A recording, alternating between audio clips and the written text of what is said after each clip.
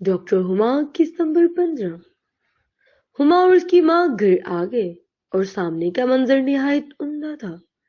سامنے ہما کا شوہر ایک کرسی پر براجمان تھا۔ بیٹا آپ کب آئے؟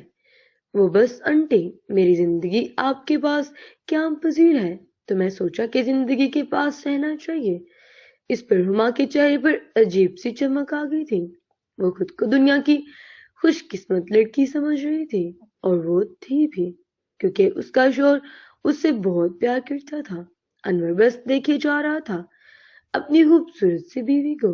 ماں کی ماں کہنے لگی، ہما بیٹا تمہارا شوہر بہت دور سے آیا ہے، جاؤ کھانے کا اچھا سا انتظام کرو۔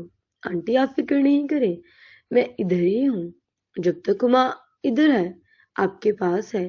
کیوں نہیں بیٹا، یہ آپ کا اپنا ہی گھر ہے، جب تک مرضی رہو۔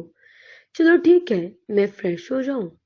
ہما یار جلدی سے کچھ بنا دو، تمہارے شوہر کے پیٹ میں چوہے ڈانس کر رہے ہیں۔